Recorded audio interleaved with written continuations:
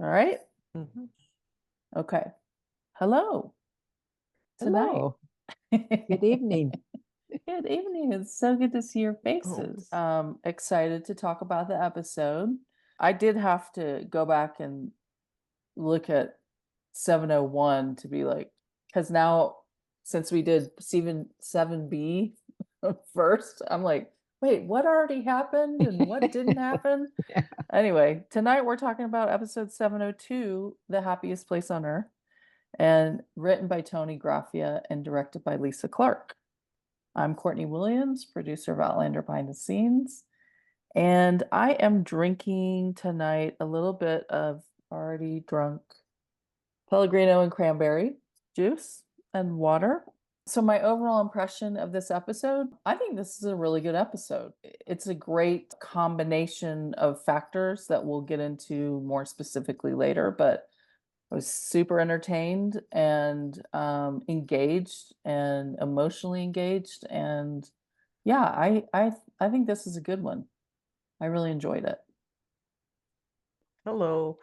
I am Kathy Harmon, um, part of came to BTS by way of Blacklanders and book reader and show enthusiast.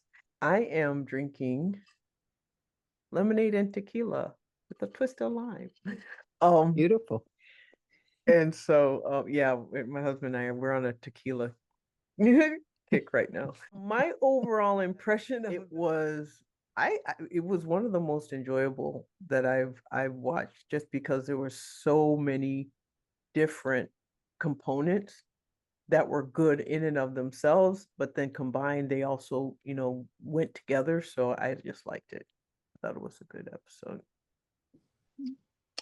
I'm Carmen Schmidt. I write the Outlander Anatomy blog, and I enjoy everything about Outlander, no matter its source.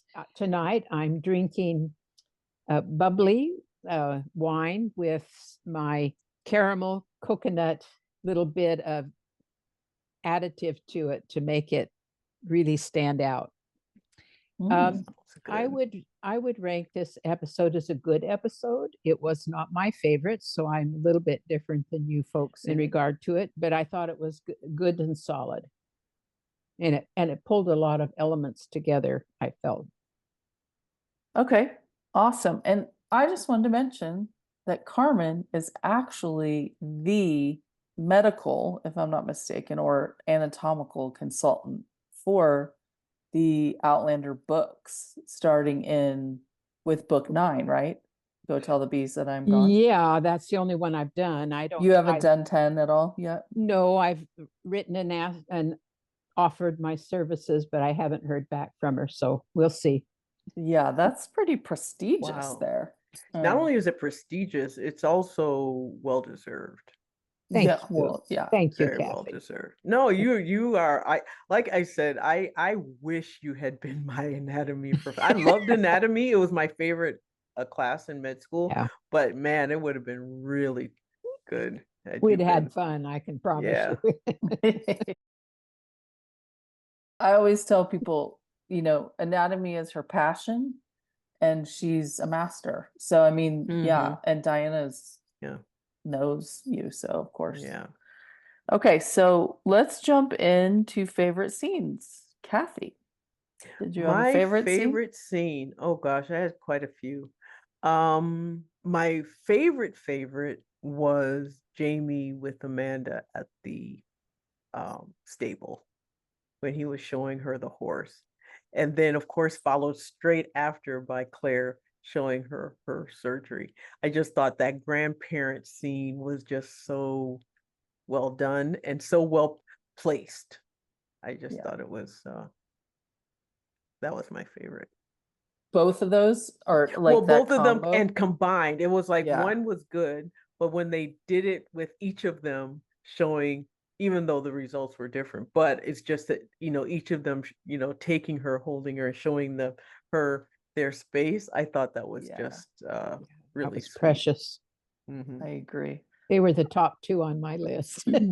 Oh, my favorite scene is actually the one where it starts out kind of a little weird. But at the end, when Claire sort of mounts Jamie and is trying to like soothe herself, and then they have the conversation about weeping for all the loss. I just felt like Katrina was so incredibly vulnerable and heartbroken. I mean, like there was something very special about that scene for me, the way she portrayed it was so just like reached in and grabbed. And then Sam's reaction to her was the same. I mean, I just thought that was the most tender, beautiful, poignant scene. So that was the one that impressed me the most. That was a good scene and well done.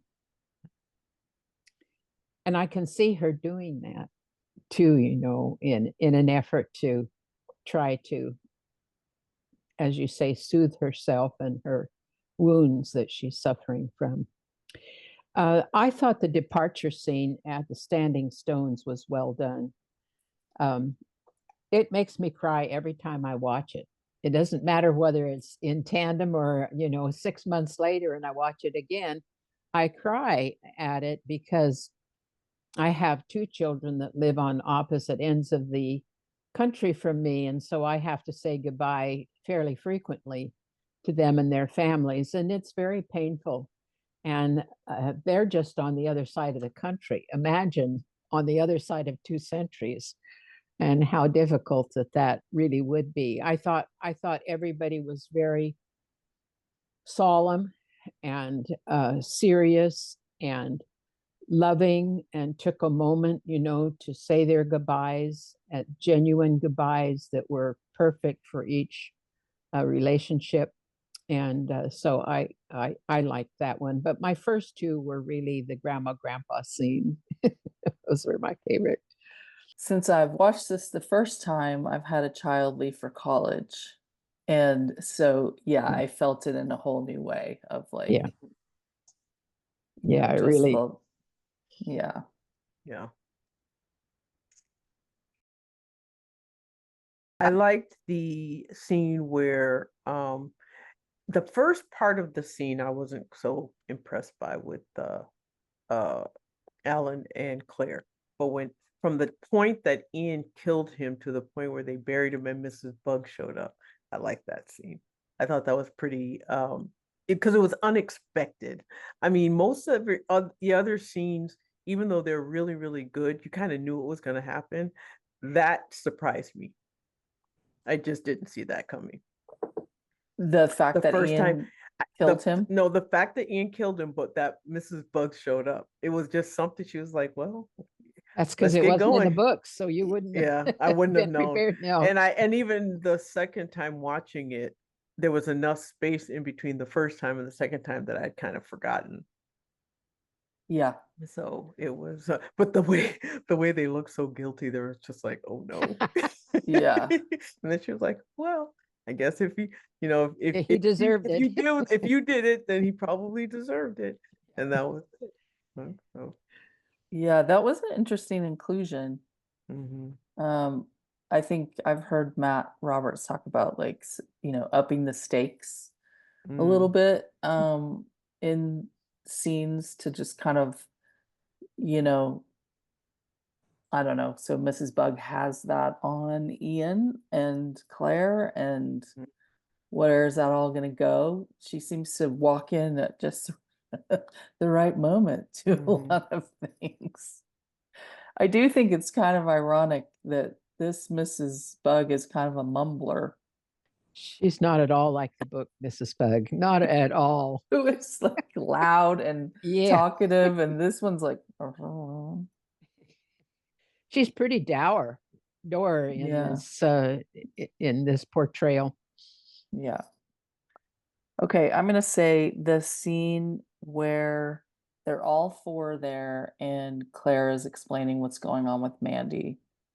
And then she, you know, and there's all the grief. And by the way, I think Sophie did a really good job in this episode. When she says, I know somebody who can do the surgery. Yeah. And the awareness comes over Jamie's face, and like already he starts to grieve. And I just thought that was really well done by all of them. Yeah.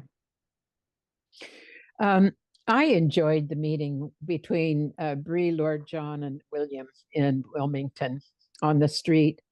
I thought Sophie was just overjoyed to, you could just see it beaming from her face that she knew who he was. He had no clue, but she knew exactly who he was.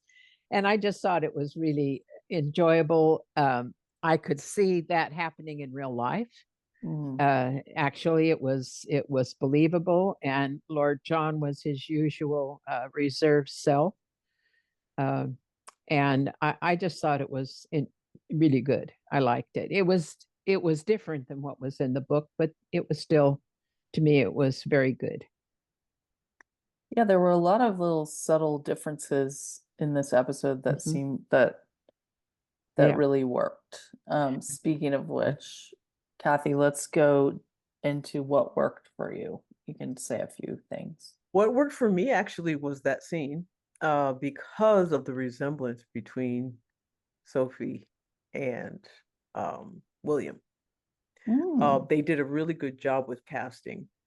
Yeah. And really the whole episode worked. And I think it partly is because I don't remember, I read the book so long ago and I've only read them once that I don't remember them well. And so for me, the show and the books are so distinctly different or separate that I'm just watching it as a show. Not knowing really. I just knew at some point they kind of connected, but I didn't know when or how. So, it worked for me. Yeah, that's kind of what I was getting at. The adaptations were very seamless, I thought, where you, even if you do know the books, which I probably know them better than you and not as well as Carmen, is you're going, was that like that in the book? But in a Close. convinced way, like in a convinced way. So the adaptations really worked for me. A lot of things in this episode. I liked the way there was a mix of really touching emotional scenes and great action and drama scenes, like the opening one and the last scene. And it wasn't, the transitions were very smooth, scenes were given time to breathe. I just felt like it was like a really full episode and well done. What worked for me, well, I have quite a list on this because there was quite a few things that worked for me, but the opening scene between Alan and Claire, I thought was really well done. There's a couple of things about that I want to come back to later, but I thought when she realized what he was saying about Malva and his relationship, the horror on her face, the dawning realization, that there was incest that occurred here, was well portrayed by her, I felt. And I thought that whole thing was well done. It also was very true to the words of Breath of Snow and Ashes, because chapter 112 is where but he's there in her garden, instead of out in the public graveyard like they are in this scene. But I enjoyed that. Enjoy is not the right word. I was impressed with that scene. Yeah. With it was a couple long. of it.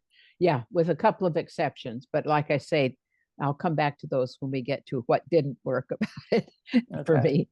I thought while we're on that, I thought the where they cut to the black and white, I just thought it was well crafted.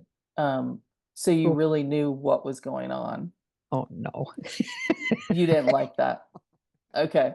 Well, you don't have to hit us over the head. I mean, when he described her private parts, you pretty much could figure it out, but to actually show them having sex, I didn't think that was helpful. I thought necessary. The point of that was to show, because he's representing Malva's side, and the the flashbacks showed us what Malvo was actually experiencing. Yes, I mean, he said, you know, we loved each other and all Yeah. this. So And if it it was showed just that, yeah, that, she then didn't. Mhm. so I Yeah. thought that was the point of it, not just to gross us out, but Although I think that that would have been portrayed with just the second scene where it was obvious she was pregnant and she was just sort of staring off into space. Yeah. I don't know if it was necessary to see There that were three itself, but flashbacks in that where they showed this relationship and the consequences of it with him. I thought that was overdone, in my opinion.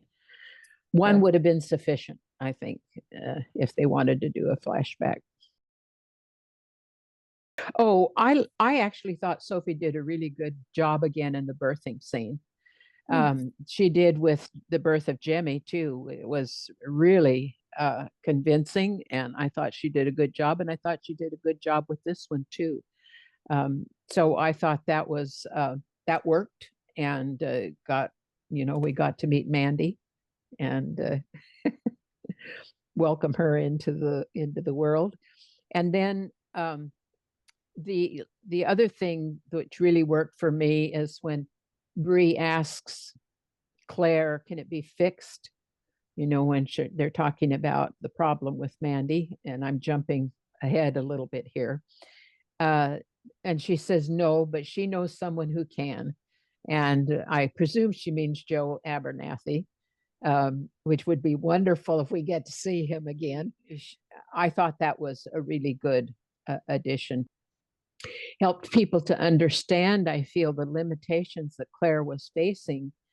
It wasn't just that did she know how to do it, because she could probably figure it out, but to do open heart surgery on a little child like that in that time, it wouldn't have survived it. Mhm. Not even an adult in those days. They didn't go Yeah. into the cavities of the body in those days for the very reason that they didn't survive the breach of the body wall. again, I thought just some of the choices, like to have Donner, light the match and say, where'd these, whatever he says, where did these come from? This is where that's not from the book. He doesn't do that in the book, does he? I don't think so. No, No. no, I thought, yeah, somebody lights a match. well, I think it's when they Ian. blow the house up, yes, but Yeah. Oh, I you mean, mean before in before preference? as like a little No, foreshadowing and that just was kind of a connecting that he's a traveler and that he's in the past, and that I just thought it was kind of a brilliant move to start that scene with. And then I liked the way they wove in the gold reveal. I mean, because Mhm. in the book it's during the whole who's that weasel guy's name, Lionel Brown. That's when they find it in the book, right? Lionel Brown finds it in her cabin, and then that's why she kills him, so that he doesn't tell Yes. Jamie and Claire. So they didn't do that. So I thought this was, kind of was a clever way to show that. And then Jamie and Archbug going into the Gallic and just, rah, rah, rah, and then Donner says, "Stop that gibberish." I mean, I just thought those were all really creative things that added to those scenes that are not in the book. Yeah, the exchanges were done very well. I'm actually I a little also, surprised when you said Tony Graffia wrote it. oh, Catherine, Me too. I'm a Tony fan. I know you are. I thought the plane, not so much Jemmy with the plane, it's like on and on with Jemmy, zoom, but the plane going over to show that they were back, super smart. I thought that really worked for me. That was my next one, was the Okay. transition between Jemmy playing with the toy plane and then looking up and seeing the jetliner. I thought that was really a brilliant segue Yeah. to tell the audience that they did make it where they had planned to go.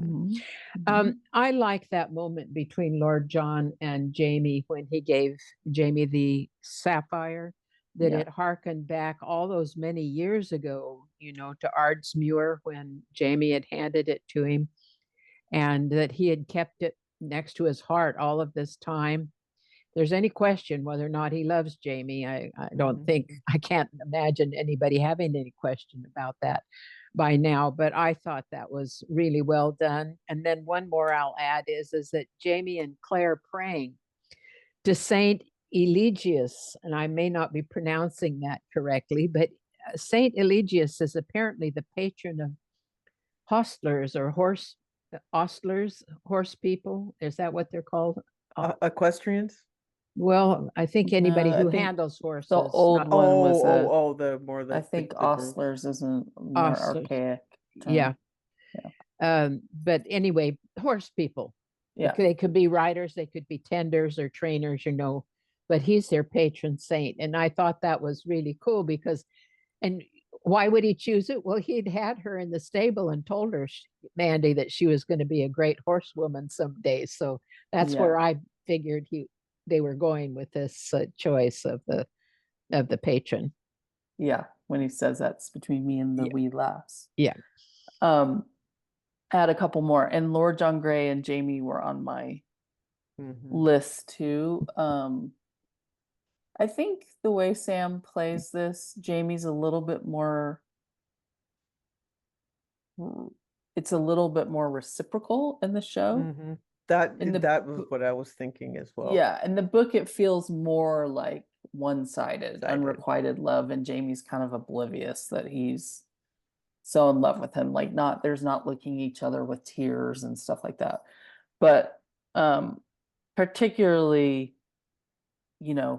David really portrays that Lord John is in love with him. And Jamie has a lot of affection for John. It's not sexual affection.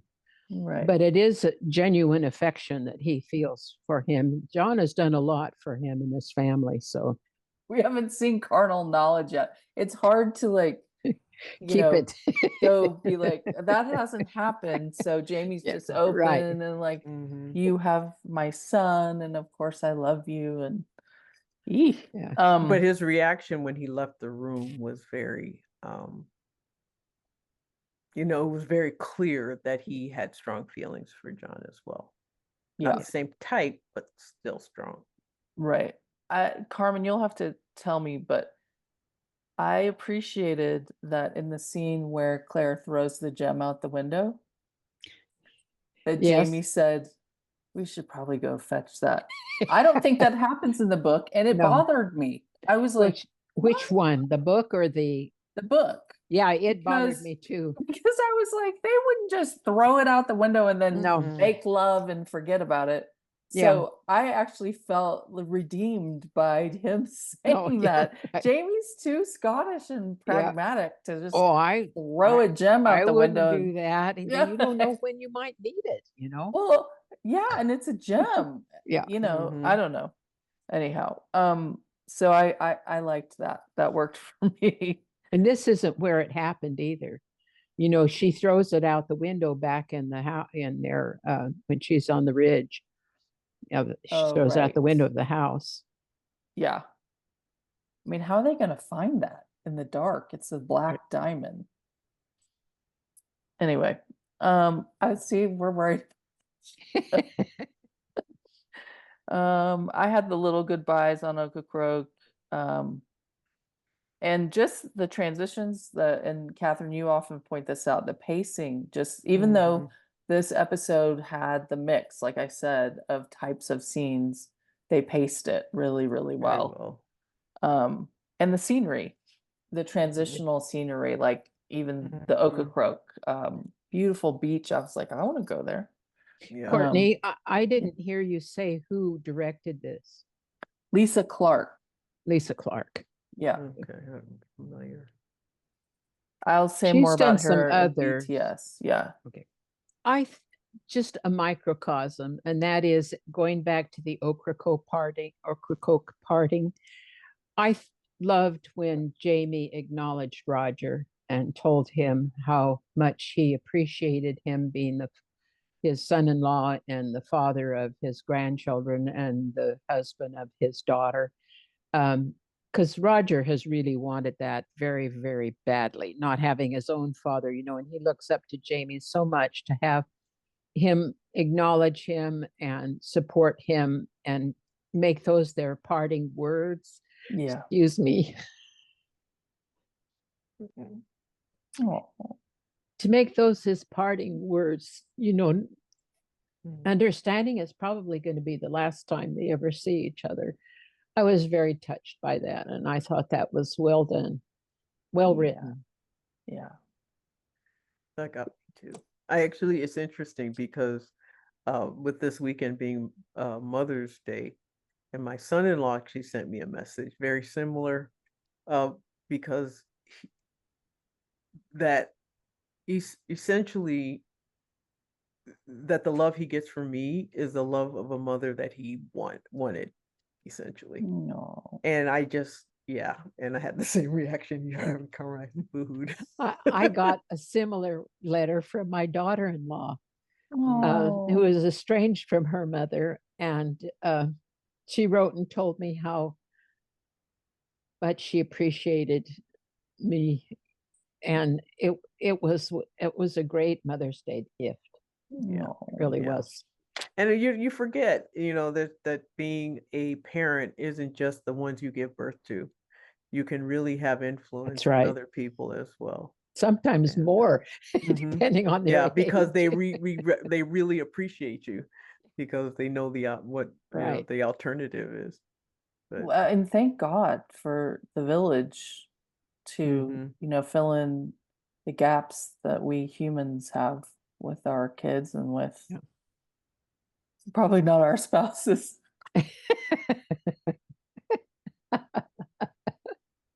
Yeah, you don't want to fill in those gaps.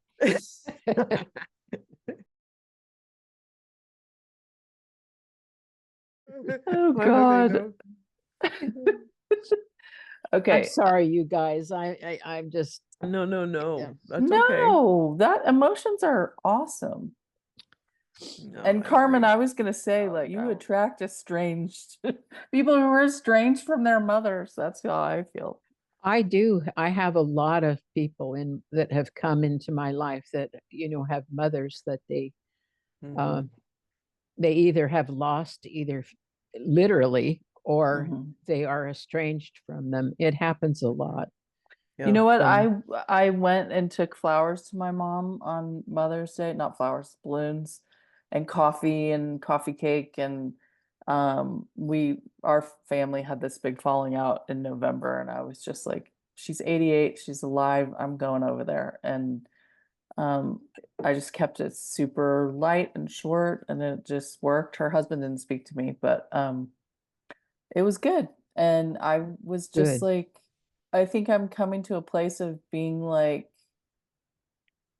I'm never going to have the relationship that I want No. Mhm. with her, but I want to have something. But you can Yeah. have that relationship with yourself, Courtney. Yeah, And no, by totally. doing that, you freed yourself of those bonds. Yeah. Yeah. Yeah.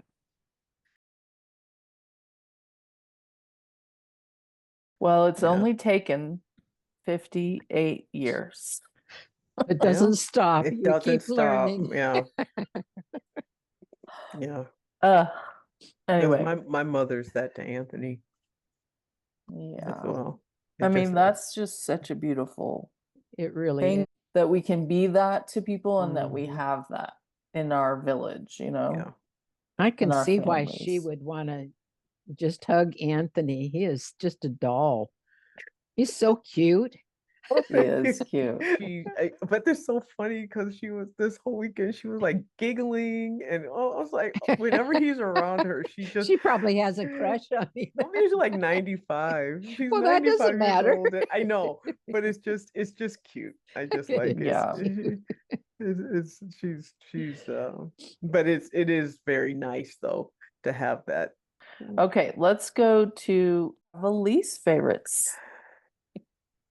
Well, the least favorite is every single episode, the singing of the boat song. Oh gosh, it's horrible. I mean, God, rest her soul, but That hurts. oh, I skip through it. I cannot bear. I do too.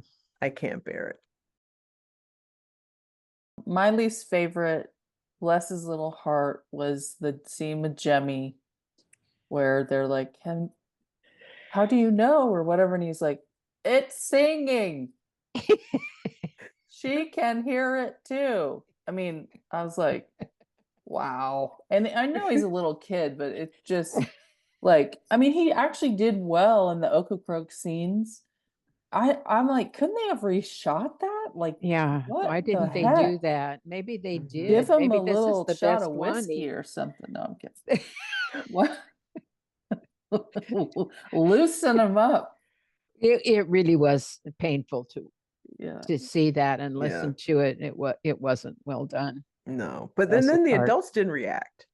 It's like he said, It's yeah, she can true. hear it too, and they're just And like, they're just like, okay. oh, okay, whatever.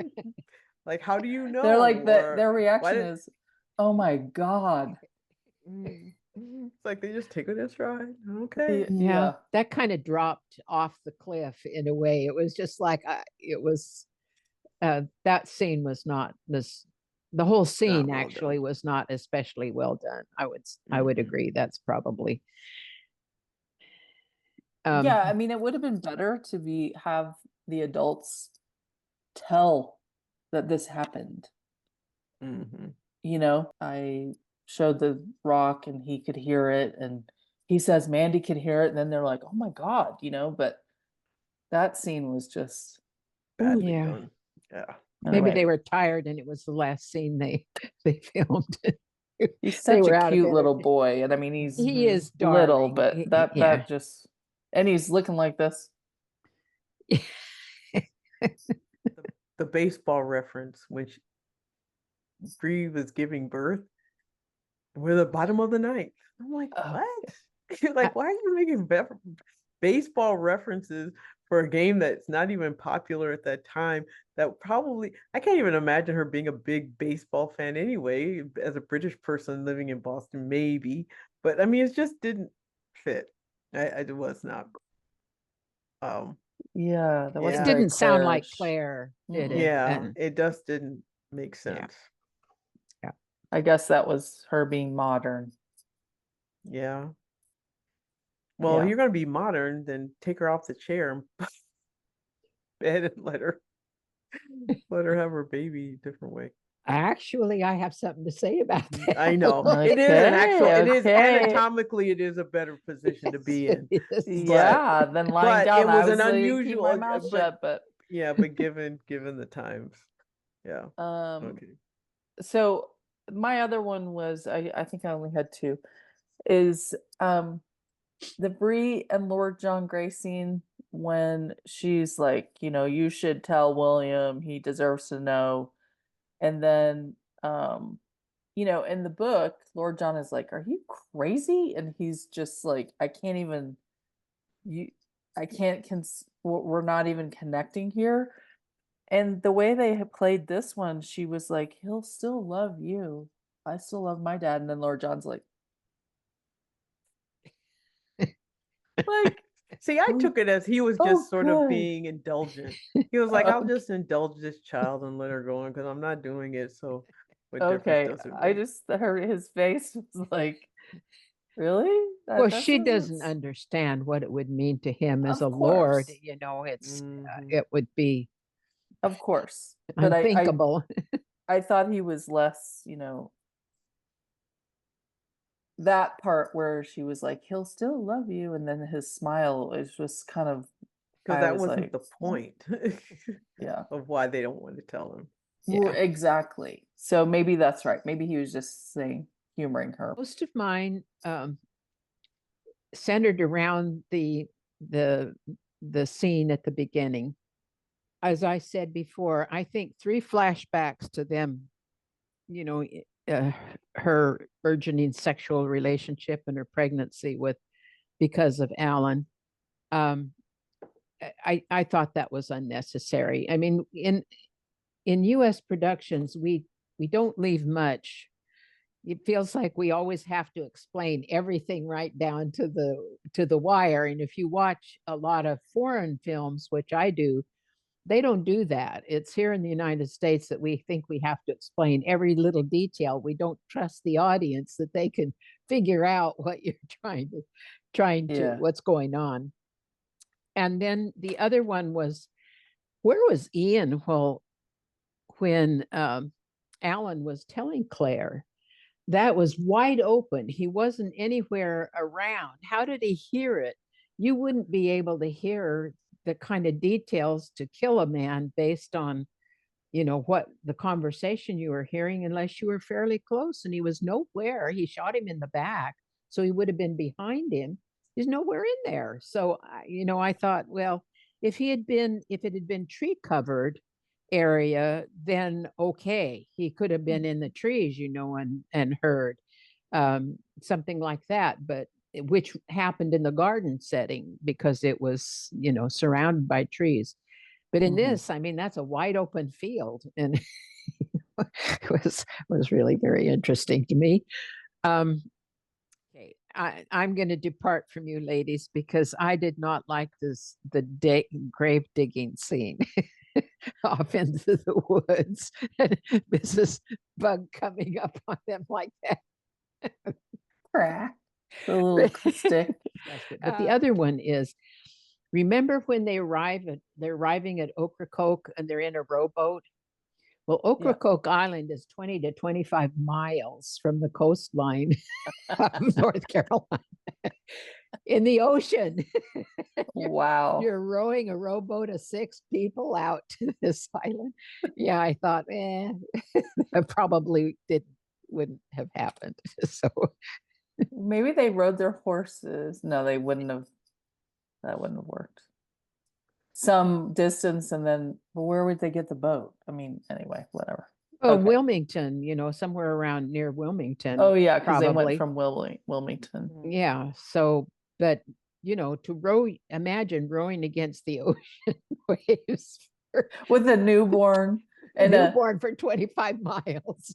and I don't even know how postpartum Brie is. Yeah. Right. The initial scene, the Scottish accent was grating on my nerves. What also didn't work for me was the facial expressions. Alexander Alan's? Vlahos. Yeah, Alan. His Scottish accent Oh, bothered me, but his facial expressions bothered me even more. He just was overacting through the whole scene, so that didn't work for me at all. And then the other was Brie and her anything. I don't know why she's. Where did she get that from? It's anything. I'm like, why do you say it like that? that's her one British thing she got from Yeah, it's like anything. her parents. Anyway, and she can't get rid of it. And then the other was the no question about Jem and Mandy's connection. Like when he was like, Mandy can hear it, and I was like, oh. It's like nobody reacted. Nobody said, "How do you know?" or "How can you tell?" Just Probably because that didn't work. they probably truncated that scene. They were like, okay, Yeah. that's This kid's not working. let's get the minimal in here and just call it done. Yeah. Well, my things were, I already mentioned a couple of things, but the firefly scene, just that was too fake. Like I was even watching to see, and like the same firefly would light up, in the background. Because it was some kind of like, lights.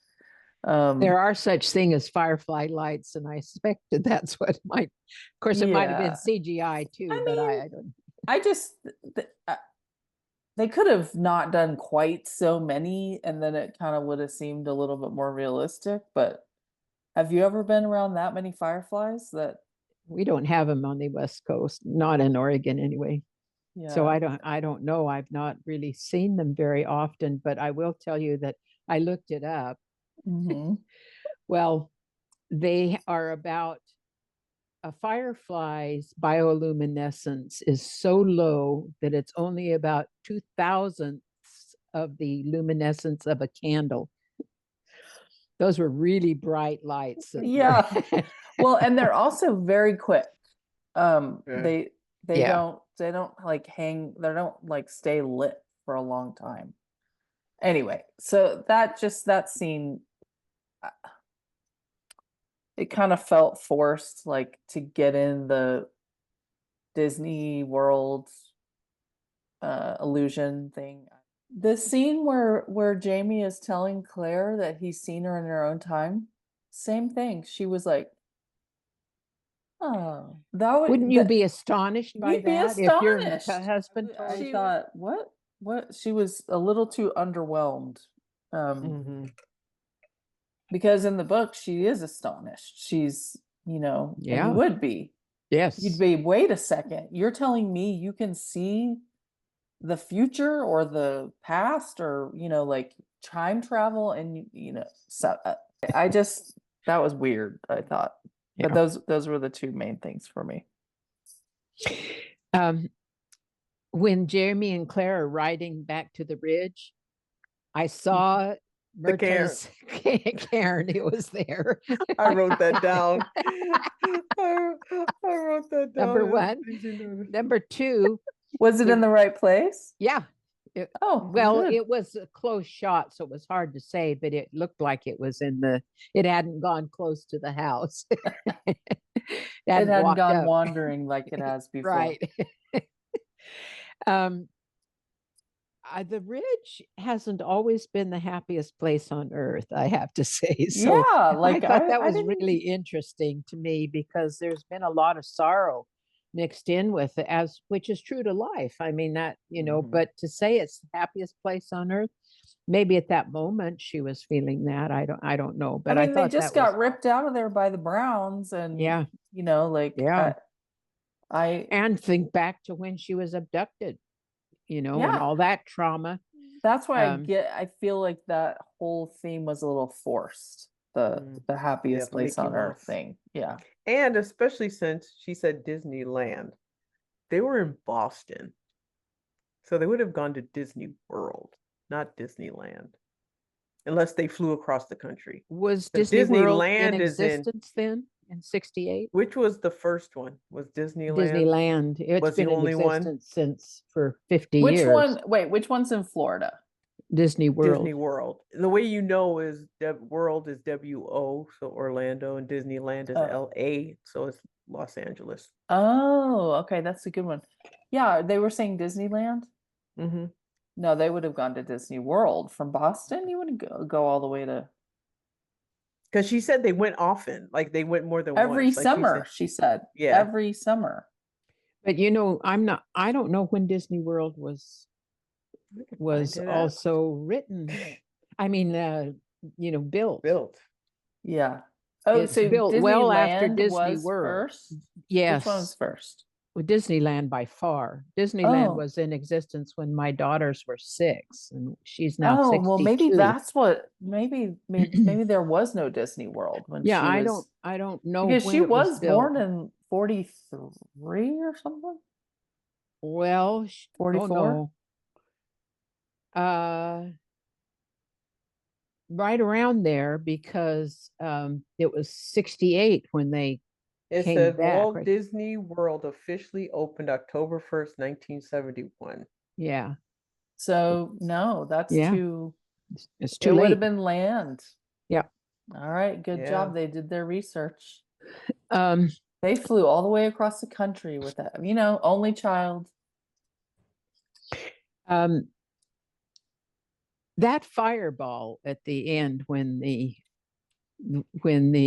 ether exploded was so huge. I don't see how they could have survived that. Yeah. I mean, that whole house looked like it exploded. Why didn't it kill all of them? I don't really. Yeah, they didn't really They didn't explain that, how show them getting out either. yeah, the family, how they Mhm. survived that, how Claire and Jamie and the bugs survived that. So I thought that was quite interesting. I also am bothered by Donner's accent. The way he pronounces words just seems off, I It guess. sounded very Midwestern to me. It does. It has that the R's, and so forth. Mhm. It has that Midwestern tang to it. So I don't know. That bothered me a little, but that's just Where is he something I supposed to be noticed. from? Well, I they think it was from the Dakotas, I thought, yeah. but Oh, really? Well, that's I kind of somehow in Midwestern. my head that's what I remembered, No, but it's that's not. not necessarily true. Mm. I mean, I Okay. don't know. I All thought right. that they were leaving from the East Coast, somewhere on the East Coast. But Hmm. All right, we're to things I noticed. The balls in the house on the ridge. they are. I And the know, woodwork. yes. Yeah, the woodwork was very good as well. The sets are amazing. The ridge, because it was the old set people. So that was never changed and it was really, really good. But the color, the way that, and I actually asked, so what they did is they would take paint and mix it with a glaze. So that way the lights, any light that hit it would give it a different dimension depending on what light. So if That it was was a John candle, Gary. That was hmm John so Gary Steele, right? if it was a light, if it was a candle at a distance, it would give off one. If it was a candle right up against the wall, it was another. And so that's how they did it. And it was very obvious and it was very deep and rich and it was beautiful. Mhm. I noticed that in the recap before the episode started, when they showed them in the church, and Claire's hair is growing out, she and Alan Christie actually look alike. They have similar hair and blue eyes. I don't know. It struck me. I was like, wow, these guys kind of look alike. I'll have to go back and look at that. I didn't notice it. I noticed that during Brianna's birth, everyone was squeaky clean. I think Claire had a True. little water on her apron, but like there was no blood for, and then, Claire's cleaning the baby and she picks her up and she's asleep and completely bathed. I'm like, man, she's good with a sponge. Anyway, it's just more of that like super clean. I noticed that Claire was picking herbs or, whatever in the scene right before with Alan. Do you have any idea what she was picking? Do you know In the what those graveyard? well, on the trees on the edge of the graveyard and the bushes. She was picking some white flowering something. No. Someone's yelling it Mhm. out. Who's watching? I know it. And I was thinking that you know, Claire really has a confidant relationship with Ian. He's kind of like young Ian. He's like the only other person besides Jamie that she really confides in and shows her vulnerability. And I just find that interesting. He's young, but there's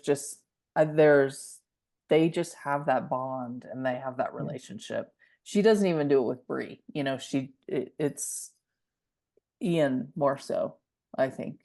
Probably because she's like her mom and doesn't want to burden her, but I just noticed that. She does have a special relationship with him, I feel. And she's been like a mother to him because his own mother was far away. And I think that has caused a bond to grow there, which might not otherwise be so close had his mother been available to him. Yeah, but she also relies on him in a way that's, I don't know if it seems motherly to me. I think she can trust him. Yeah, she definitely can trust him. Um, Jamie trusts him, so. and he's so like Jamie. Mhm. I mean, he's such a strong person, Yeah. but that she does lean on him sometimes. And that's not Claire doesn't do that with really anyone but Jamie and Ian, I think. Anyway. Yeah, that's a good point. I mentioned that Mrs. Bug is a mumbler. Carmen, I thought you were going to say this. Did you guys notice the tool with which Mrs. Bug was helping them dig the grave? Oh, where did it come from? I did wonder. It's like, where did that come from? It was Yeah, just there the two happened of to be an them. extra one, but it's this little hoe, and she's digging, and it's like it's moving, and maybe 3 inches of dirt, and then it just falls back in. I thought, wow, she's gonna be the Gonna take MVP of this a long deal. time. Yeah. I noticed in the title card they had the videos of Disney, Mhm. and I wondered what year that was supposed to be. I mean, is that supposed to be back when Brie went? Maybe. It didn't look like the 40s, or I guess she would No, have it been looked like more maybe like the 60s or maybe it looks like the 70s, yeah, Yeah. which and that would have been too old for her to be going with her parents. She was already no, 19 because when her Claire went mom back in the left. 60s. Yeah. So She maybe would it have was gone before then, I just wondered why they picked that specific era and early 60s. what it Probably because of meant. availability. Yes. My dad took me when I was 12.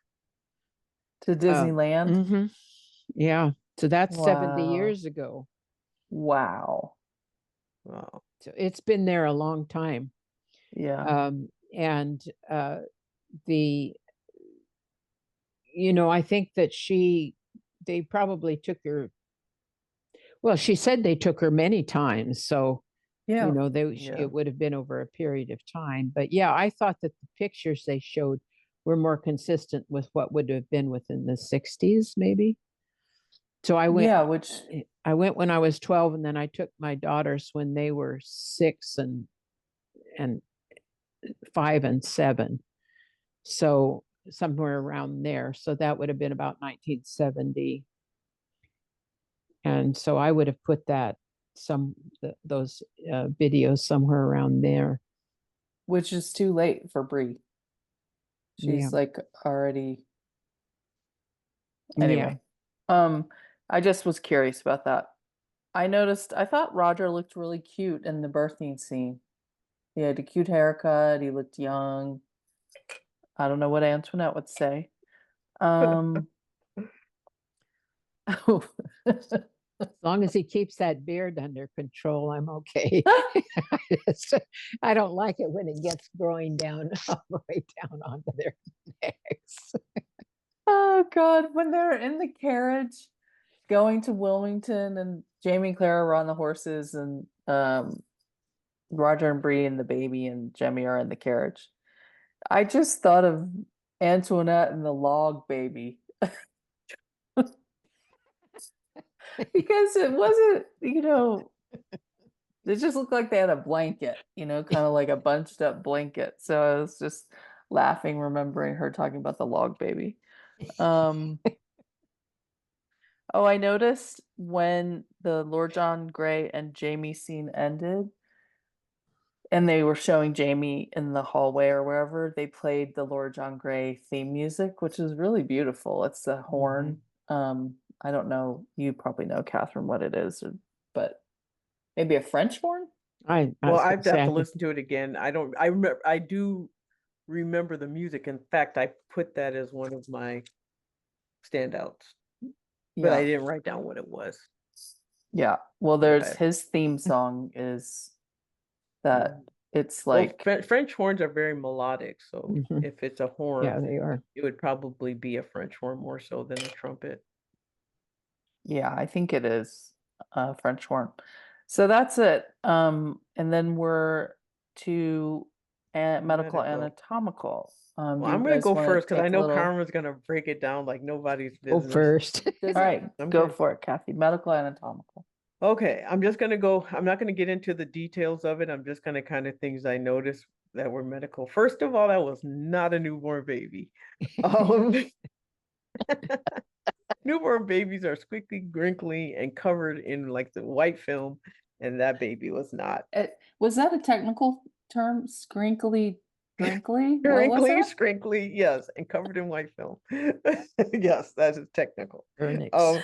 So it was not a newborn baby. There was no after, but there was no, umbilical cord. issues. Oh yeah, There was where's the no, placenta? there It was was very exactly, clean. yeah, it's like nothing. There was no plot, nothing.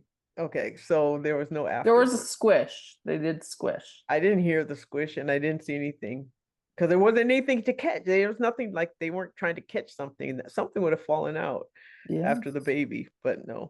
I did notice that the chair, I know Carmen, you're going to talk about this, but the benefit of having a baby in a chair versus lying down. But the other was Bree's body bounced back really fast. Yeah, it did. It's true. I mean, she looked exactly the same Yeah. after the Yeah. baby was born that she did before the baby was born.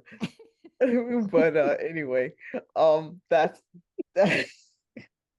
The other was the hypoxic fingers, or the blue fingers that the baby, Oh which yeah. kind of led Claire to know something was wrong. That was very realistic. And the sound Yes. of the murmur, kind of.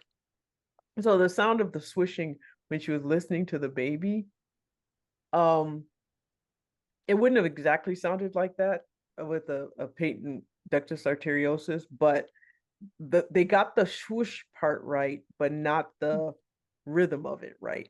So, I mean, they got it in there. They had a murmur, and they would have. That's what you would have heard was a murmur. Yeah. So I thought that's- that sounded really slow for a baby's heartbeat. it was very slow, and it was also very. It was just shh, shh, and it's not. Yeah. It wasn't shh, shh. It doesn't stop like that. Yeah, it would have been a. It would have been. You would have. Yeah, you would have heard it, but it would have. There would have been a different sound to when it was the blood was flowing one way versus the other way, and you would have heard the difference, but it wouldn't have. Yeah, it just didn't sound right, and it depends on the child, I guess. And I think Carmen, you probably made the sound better than I did, but but it definitely wasn't what they showed, what No. Yeah. they gave. Yeah.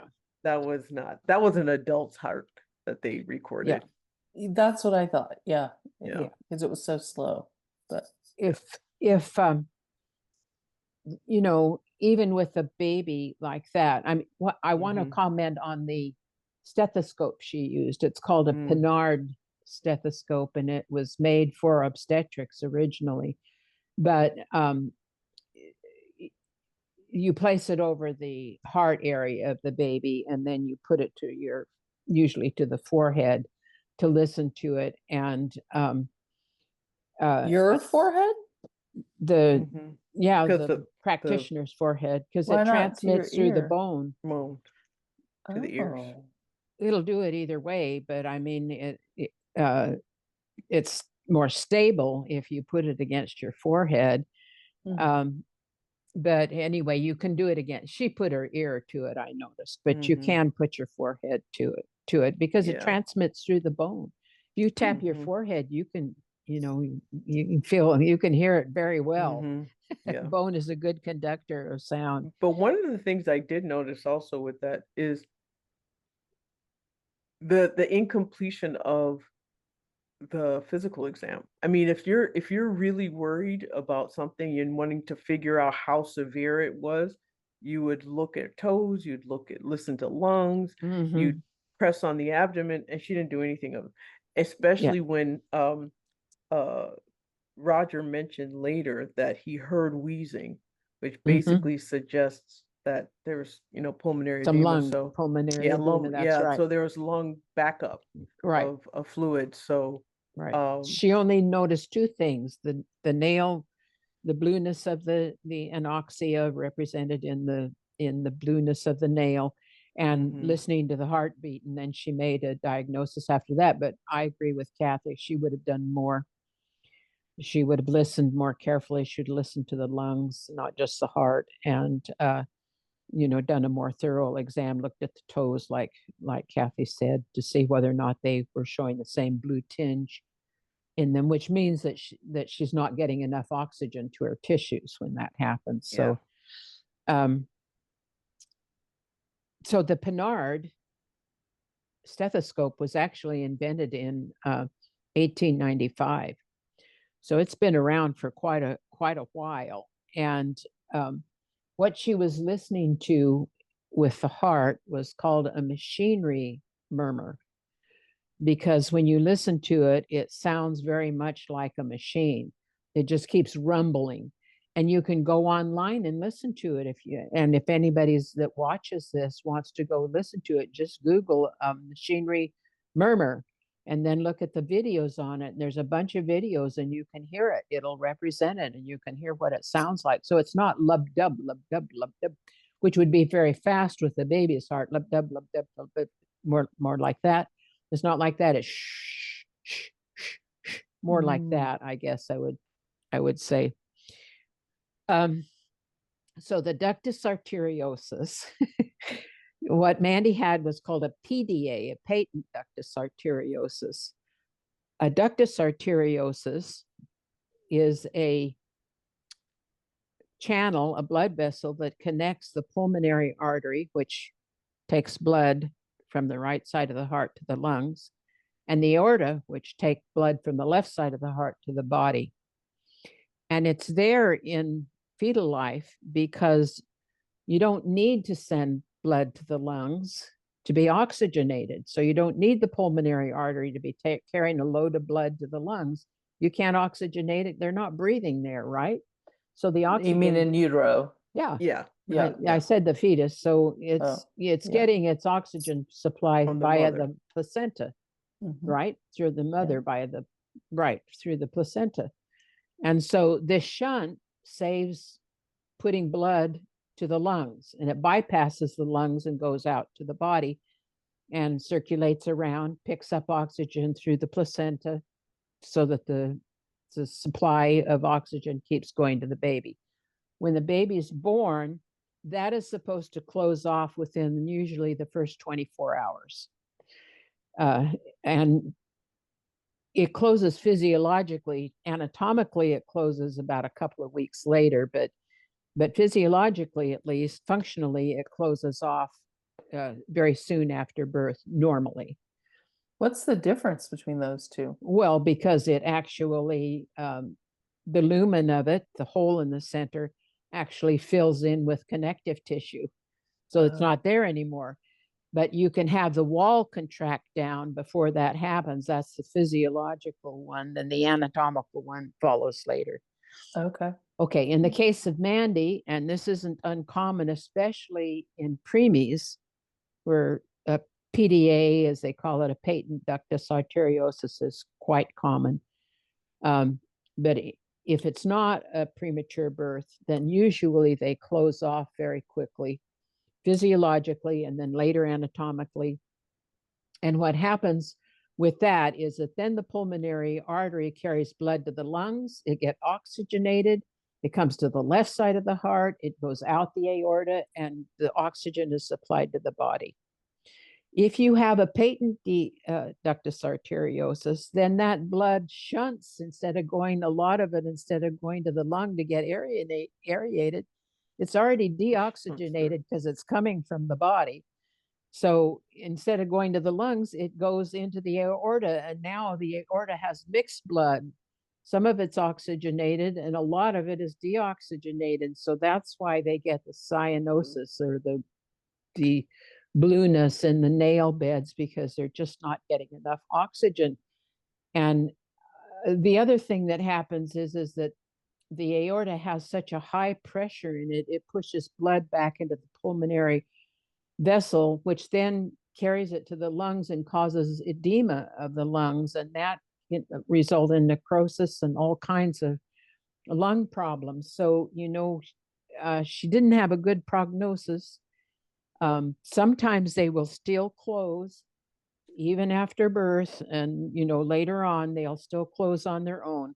But if they don't, then it's just a matter of time, usually in that situation, before the child perishes. And I don't that know if happens that a lot with preemies, you said? it's more a PDA It's more is prevalent. it's more prevalent with preemies, yes. Mm. Yeah. Yeah. And the cure now is either surgery or pharmaceuticals. They can use pharmaceuticals to help close it off now rather than doing surgery.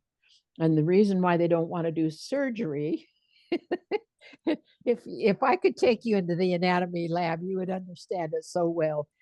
There is a very important nerve that goes behind the ductus arteriosus and up to the larynx. And sometimes when they do surgery on it and they close off the PDA, the patent ductus arteriosus, they catch that nerve. It's called the recurrent laryngeal nerve, and then it Oh, I causes forgot about problems. that. Huh? No, I What? just forgotten about that. Oh, Yeah, go ahead. You do remember now, though, Mhm. right? Yeah. Yeah. And so they have trouble. They can have trouble with any function of the larynx. Then is problematic because they're damaged on the left side.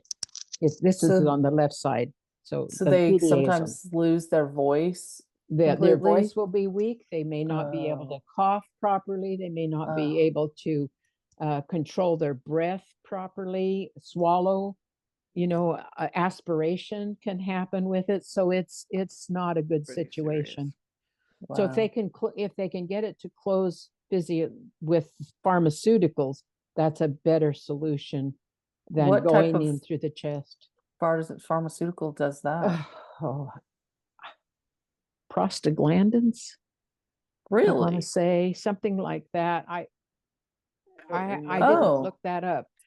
They administer, Which is a birth. What happens, is secreted during birth, Mhm. yeah, right? So yeah, maybe well, that But usually stimulates that's it. what it does is stimulates the lungs too, but I can't remember.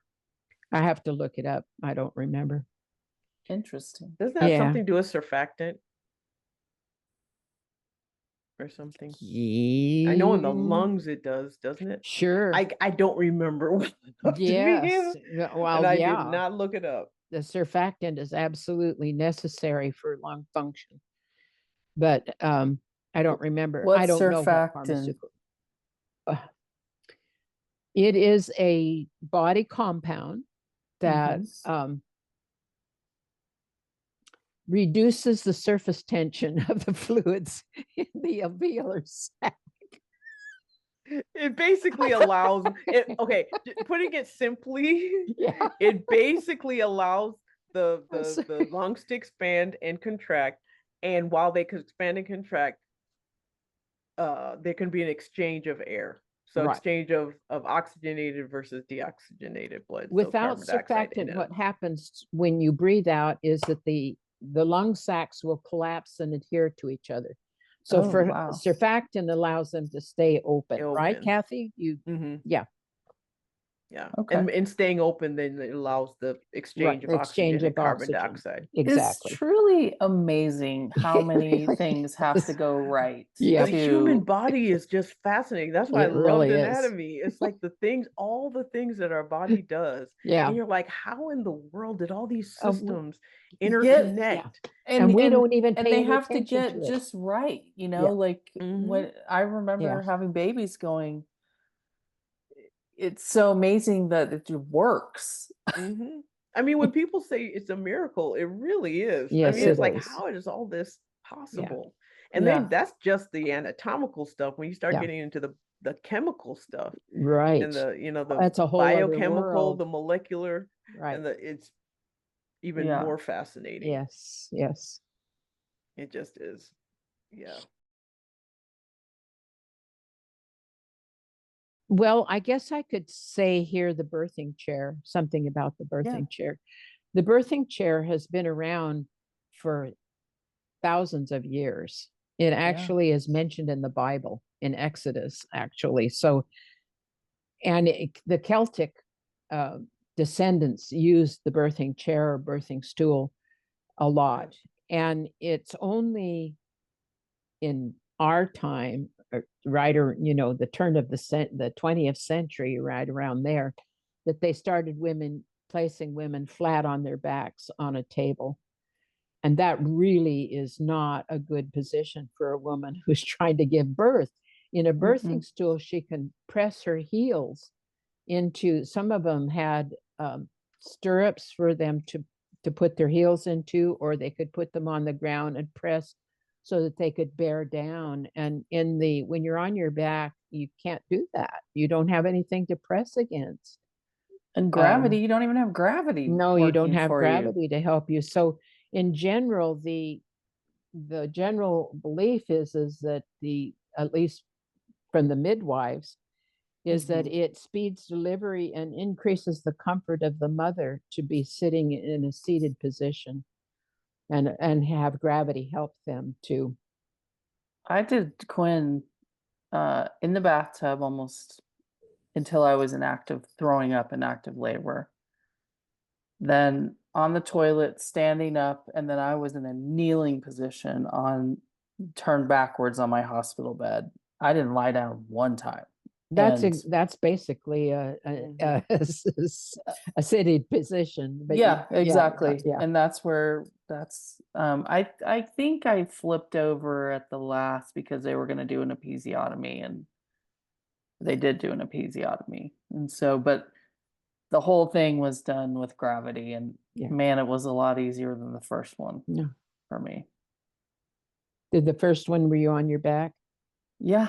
Yeah, I was on And he was for all four of huge, and I was mine. on my back, and he was transverse, and it was like Oh my 40 gosh. hours of Oh, misery, and that ended in a C-section. You I was know, it gonna was say I had a I had C-section for both of mine. Yeah, I well, have and I two. had a written this all natural birth plan by the end. I had a tube in every orifice, at least one, and Oh, bless your every heart. drug you can imagine. And Connor came out like, "What's next?" And we Well, were like, that "Wow, he's gonna woke have him like a up. high tolerance." Okay, lawyerly, was there anything I didn't I mean, the two capture? things that I picked up were the legality of, not telling William, Mm, although from what Antoinette said, it would not have affected Birthright. his birthright Right. right. because his mother was married to the Lord or Earl at the time that he was born, so he would have automatically, regardless of who the father was. It would have Yep. been scandalous, But it though. would have been, yeah. Yeah. I mean, he still Yeah. would have had to have been because there's still the House of Lords, which still had quite a bit of influence during that time. So um he wouldn't have had any there. The other was the fact that the Christies, well, Claire thinking that the father Christie, I forgot his first name, Tom Tom. Christie, yeah, was dead. And so just the, corporal punishment. Other than that, Oh, can't right. think of anything else, Yeah. which was common on the times. I didn't Um, think of anything. Yeah, me either. that was it for me. There's probably more, and if Antoinette was here, she could tell us, but Yeah. we Okay. Yeah. Let's go to BTS. Lisa Clark, who directed this episode, Mm-hmm. her first episode that she directed was 701, the last one that we did. oh, And then this was her second one. And then she also did 711 and 712 in 7B. And we really liked her work. And I thought she did a great job on this one too. And I wouldn't say it was my favorite, but I just thought I really enjoyed it, and I thought it was a well done, good Mhm. episode. So I that agree. was that. And I wanted to mention that both Rondi Moore and Diana Gabaldon love to go to Disney World. Actually, I don't know if it's Disney World or Disneyland that they like to go to, but they both like to go there as adults. Interesting. Yeah. Well, it's a Um, destination place for adults. I mean, honeymoons and all yeah, sorts of things. So she would be closer to Disneyland. in Arizona. Mhm. Yeah. Yeah. And he was California based for a while. I don't know where he is now, but so Disneyland might have been where they. Yeah, it might have been. Um, I just wanted to mention because I looked it up, because of that scene was so incredible where Katrina is, grieving the loss and weeping for her lost family. You know, her dad passed away during the filming of season 7, and I was really curious. Oh, I didn't know that. Yeah, I was really curious if it would, maybe, it was coincided with that, but he actually passed away after they shot that episode. Oh, So they started filming in April of 2022. He died in August of 2022. oh. So they would have done 702 by then for sure. He was a And policeman, right? he was a policeman, yeah. Anyway, so she had That's to evoke all that for loss of loved ones. And I think it was her dad's death was sudden, was unexpected. Did you guys notice in the scene in the house with Donner at all that they bring Jamie in and he has a cut over his eye? Mm-mm.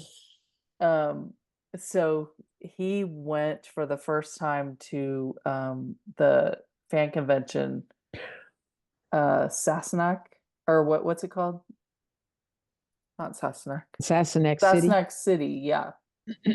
And he went, it was, I want to say like February or January or something like that. It was like a sort of clandestine put together for people who are long-term Sassenach City people. And he got out of the car when he got there and he slipped on ice and fell and hit his head and got that and had to get stitches, like cut his head open. And so they were having, this is only the second episode, but they were having to like put makeup on that and cover it up because it wasn't a Jamie scar. And so that's how they worked it into the story to be like, okay, now he has this. So they had it bleeding injury. in that scene. So I thought that was pretty entertaining. I had heard That's funny. that he had hurt himself there, but I didn't know the details of it. Yeah. That's interesting. Yep. So that's his Sassenach City scar. Interesting. And they, had Donner and Fellows giving it to him. So so that convention is forever in the story. It's pretty cool, Yes. Yeah. I had that in BTS that Amanda is Latin for she who is loved. So that's a lovely name. Favorite lines. Okay, Kath.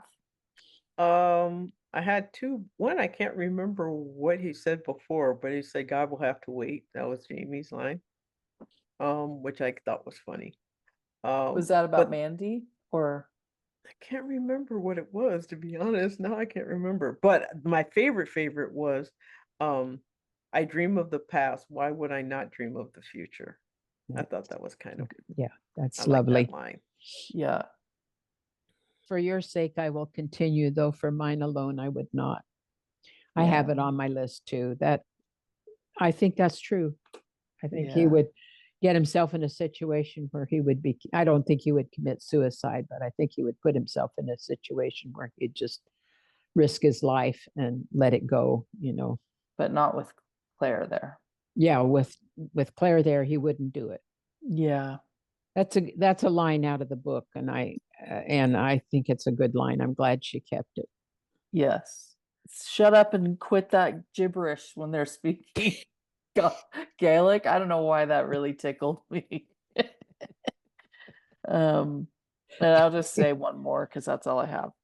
And it's from the voiceover in the beginning when Claire says, his sacrifice reminded me that we should make an effort to truly live, count our lives in thoughts, feelings, breaths, and heartbeats, not the number of days, months, or years, because tomorrow is not promised. Yeah, it's very good. Mm-hmm. This favorite line, I favorite isn't the right word for it because it just was so poignant. But Bree says, "Will she die?" And Claire says, "Probably." What mother? Yeah, wants to hear that. Wants to hear that, and Oh. it just broke my heart. And what grandmother wants to deliver that news? Yeah, to her daughter and Ugh. about her granddaughter. I mean, it's just heartrending. And Yeah. I just thought, not favorite, but just so poignant and so telling about their relationship and Claire's truthfulness, which is not easy to do with your own kids. It's not easy to just be real with them and trust that they're going to be able to deal with what you're telling them. And I think that faith that she has in Bree was evidenced by her response, probably. Yeah. When Claire, starts to mount him and then she can't carry through with it. She doesn't know what she wants to do with herself. She's grieving for the departure of her children. And Jamie asks if he can touch her, and she says, I don't know. That was a very honest answer under those circumstances, because, if you've ever been in a situation where you're just so desperate and you don't have any answers, and you just, she was just being truthful. I don't know whether you Yeah. can touch. I don't know if it's okay. I don't know if I need it. I don't know if you need it. I don't know anything right now. I don't know if I want that. Yeah, I don't know if I like want that. maybe Yeah. I'm gonna fall apart if you touch Yeah. me. I thought that was really good. Yeah. That was such a good scene. Okay, let's do standouts. I have actually quite a few. Definitely the music. The music, particularly during the Jamie and John scene. I mentioned the walls already. That deep turquoise got me. Which room was that? It was Is it the living room? It was their living room Yeah. on the ridge. Yeah. The living Yeah. room. Okay. And yeah. it's gorgeous. I agree. It's like Kathy. it's not even turquoise really. It's just I just call it deep turquoise because that's the closest thing I can think. The scenery, so like the sunsets over the Blue Ridge Mountains, just beautiful. And they capture, and it is a beautiful, I mean, living in South Carolina, I've seen it often, and it just takes your breath away every time. You just never, it's not something you get used to. It's just beautiful. And you understand why they're called the Blue Ridge Mountains, because it's just like blue on top of blue on top of blue, different Going on shades as of far as blue. the eyes can see. I've seen it too. And it's just beautiful. It really is. Oh yeah, you come to North Carolina quite a bit. So yeah, I have a son living North Carolina Blue Ridge, I think, are the most beautiful. Yeah, I've been to Grandfather yeah. Mountain and looked out west, and it's just as you say, Kathy, it's just mountain after mountain after mountain, and it just goes right out as far as the eye can see. And the sunset behind it is just like just breathtaking. Yeah. And then the other standout I felt was Malva, Jessica Reynolds, who plays Malva. Even though she was just in a flashback, she still was commanded, whatever scene she was in, she still commanded it. And then the other standout, I just want to say just very quickly, is that which they've done on many occasions, they get the medical mindset right. I forgot to mention this during the medical, but Claire trying to problem solve. Okay, maybe if I do this, and then like in the scene with Jamie when she's at the window, she's trying to, that stood out to me because that was very much someone who is, that was just such a physician behavior. It's like there's a problem and I'm just gonna put my brain to trying to solve it because I'm a problem solver. I'm a puzzle person, and that's just what you're trained to do. Yeah, and that stood out. That really stood out for me. Good catch. Yeah, and I thought it was interesting that she went back and forth from mother, grandmother, physician. To doctor, which is basically what you do every time your child gets sick. Sure. You bounce around. It's like how much, it's like my brain. I'll just tell you a quick story. When my daughter had, she was colicky. And so I called her pediatrician and I was like, I don't know what's wrong. I hadn't slept in days. I was like, I don't know what's wrong with her, whatever. She goes, do you think it's colic? I don't know. She's like, Catherine, Do you think it's colic? And I was like, oh yeah, I think it might be. She goes, well, did you give her some Simethicone? Is that I was like, is that by prescription? She's like, Catherine, I need you to turn your medical brain on just for a minute. Just turn on your medical brain. Basically, it's over the counter. You can pick it up at any store and you give it to anyone who has gas. And it's just like, I just could not. I just couldn't think it through. I couldn't fix it. I couldn't figure it out. And she still laughed. She laughed at me for months about that one. But that's new mom exhausted. Yeah. Like, That's I know, but it's amazing how your brain just turns off, you know. yeah. when But it's when it's when it's someone you love mm-hmm, who is in distress, then it's Mhm. very hard to keep that boundary between those mm-hmm, two parts of your brain, because it's a mm-hmm. different part of your brain that is functioning when you're doing the analytical versus the emotional. Emotional. Yeah, and keeping that boundary is just not always so Mhm. easy to do. It isn't. I Yeah. understand. Yeah, that's a It great isn't. story, Kathy. Yeah. I was like, what do I do? But anyway, so those are my standouts. Okay. I'm gonna say Katrina. I thought Mhm. she really nailed so many of the scenes. It was so convincing. With the just being the grandmother in the grandmother scene, and then realizing it and figuring it out. I know she didn't do the whole medical exam, but and then how she told Bree, and I don't know. And then that very tender scene with Jamie. I just thought she did great in this episode. And I'm gonna say Sophie, actually. I think she Yeah. did a really good job in her Yes, scenes. She I had a lot of material in this episode, and I bought it, Quite a and I bit. thought she did a good job. Yep. I would only say I would say Katrina too. The only thing about Sophie is that I really didn't think that the Firefly scene worked that well. Well, yeah, that's She true. still has some odd pronunciations that we've already mentioned, so I won't dredge them up. But I thought she did better than usual by quite a bit. So I agree that I think she was really good. I have to say I'm so sad that that house burned down, because that Yeah. was a beautiful abode. Let's put it Well, that way. the inside wasn't there, Yeah, right? I It know was that. just a Sure. It was a container. shell. Yeah. Right. But But still, yeah. I mean, we're not going to see it again. So Yeah. for as far Mhm. as we're concerned, it did burn down. Yeah. I Oh, yeah, presume we won't see it again. Well, and that would be the end of the John Gary Steele work, like Yeah. Catherine was Yeah. saying, because we Yeah. won't see the interior again. Mhm. No, Good it'll point. be different when they build it again. Yeah. It'll be different. And so anyway, I Hopefully it won't look like Philadelphia. no.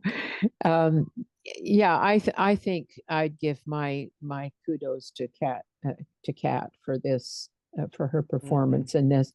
There were a lot of people that had parts in this, and quite a few ensembles, so that there Mhm. were groups of people. But Yeah. I think her performance was outstanding. Okay, let's do big themes. My big themes is parents will sacrifice to protect their children. And I mean, you had Roger and Bree willing to risk everything to go back through the stones to protect Mandy. You had Jamie, who is essentially given up a child to protect his reputation and protect his birthright. You have, Claire sacrificing her her ability to fix and having to give that up. I mean, that's a sacrifice. Like, Yeah. just having to give up the thing. Like, I'm not even gonna try, and I just and let somebody, just hope. Um, And I think that was the only three that I can think of. But it was just the theme throughout Mm, was Lord um John. Yeah, Lord yeah, John Lord and John, yes, definitely, sacrificed you a know, lot to be sacrificing a lot. William's father. Yeah. Exactly. And then um and even Malva, she basically Mm. sacrificed her life to protect a child that she knew was not the lie that they were being told. And she gave the ultimate sacrifice, but essentially it was like one parent after another just protecting their children. Good That's job. a good one, yeah. Really good. Mine was just more general love and loss. Mhm. You know, even twisted love like Alan Christie. Um, you know, and he couldn't handle that she didn't love him back, and so he killed her. Um,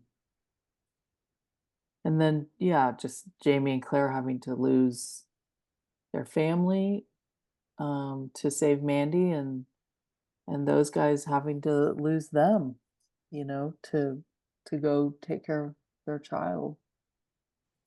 Um, yeah, there was a lot of loss in this episode. Yeah, I'm basically with both of you about it. I think um, the the parenting part struck me really, really hard in this episode about what parents will do to try to ensure the well-being of their children and their grandchildren, their offspring, no matter how many generations. I now have a great grandchild, and I'm just as concerned about her future as I am for my children and my Mhm. grandchildren, and it doesn't go away. I can tell you it doesn't go away. It's there. And I think that's a wonder of nature, Mhm. that we are that bonded with our families, that we can last that many generations, and Mhm. you know that you still feel it, and you know your hopes for your future. We're working on our trusts now, my husband and I are, our trust and our wills, and we just want to, I have a great desire to pass what I have to my children and their children, and to help their lives be better. I don't Mhm. know how to explain it. Yeah. There's no need to explain it. We all experience it, and I think that this was a large part of this episode was that what parents will do for their Mm. for their children. It's Alan was interesting. not a good example. No, but Yeah, it was He interesting you was should sick. say that because he this was. just this weekend my daughter graduating and it being Mother's Day. One point there were 4 generations of us Oh together my gosh. because my Really? mother's 95. So it was my mother, then it was us, and then her grandchild, and then her grandchildren's children. And so there at dinner, there was actually 4 generations of us. Oh, And wonderful. I Yeah, know. And that's really special. and then my mother, I was trying really hard not to cry through my daughter's graduation. I was so proud of her. She got her master's in public health. Good for And her. Yeah. and her name is Olivia Francis. Well, she's named after my mother, whose name is Francis. Well, my mother um never completed her master's. She was like 2 classes shy of finishing. And and then something happened, I can't remember, but when my daughter walked across the stage, she said Frances finally got her master's degree. Oh, And I was like, Like darn it. on into the mic. To me, she Oh, said, she leaned over to me and she said, Frances finally got her graduate degree. And I that's was so like, sweet. that's that pride in seeing her grandchild sure. graduate. But her name And it's interesting. My daughter said she specifically made sure they said her full name, So Olivia she will, Francis. yeah. She said everything Aw. official, she makes sure Francis is on it so that my Yeah. mom will see it. Good. I thought, yeah. for But her. anyway. Just is what you were saying about leaving things for your children. So what my mother does is she gives us such stuff now. So like stuff from her great grandmother and whatever, like the silver that got passed her along, whatever. She's like already packaged everything up That's a and good given idea. jewelry. My grandmother did that too. Yeah, She started jewelry, clothing, with her art, jewelry. you know, Mhm. she really decided who she wanted to have what, and she just kind of That's what doles we're it out. working on now. Mhm. Is we're doing the same thing. We're making a list. Yeah. Yeah, and you'd be surprised. It's necessary. I mean, you think, oh, that'll be reasonable. But it's not even a matter of reasonable. You just don't know what the sentimental value of things are until, you know. And even now, they may have no sentimental value to your children now until they want it to have sentimental value. And then all this, because that's what happened with my grandmother. We're trying to write a little bit of provenance with each of the things that we're giving away, so they'll understand, you know, Mm-hmm. the context of it, and Mm-hmm. include that, you know, in the descriptions, so that they will. Mm-hmm. But it's hard though. Yeah. It's hard because you got to think about all this. Yeah, it's Yeah. very hard to do, You know, one but it's rule that necessary. I'll say my husband's family did is that they said no spouses, no in-laws in those meetings. It was Mm. just the kids, Mm. which I think was very helpful. Yeah. Actually, it's a really good idea. That's a And good idea. our lawyer has said don't include any, just stick with your bloodline, Exactly. you know, Because you don't know and what's going to happen. you don't know what's Well, going to and happen. you get, you know, like some, like let's say you just have boys, or, you know, and then one daughter and the wives are like, I want that, you tell you, you know, I want that, you, and, you know, that's and or the guys are, you know, whatever. It just creates more, I think the children, the bloodline children work better as a unit than, and, you know, because it gets clouded when the spouses come in. Agreed. Yeah. Yeah, it's not easy, but we're going through all of our things and apportioning them to, Mm-hmm. you know, to who we want to have them, and we do state in this personal, the personal possessions, that if they want to trade, they can do that. You know, Yeah. that this is how we envision doing it. But if you Mhm. want to, if you have a mutual agreement that you can trade, Mhm. that's fine. You know, but Yeah. yeah, you really need to Mhm. stick with the bloodline. That's what our attorney, Yeah. he's had And years of that's experience. Well, ladies, yeah. it was super enjoyable and shorter Really. than usual. We got through it. Because I didn't that's my okay. I'm gonna mess with you. I love you all. It's so nice Me to see too. you.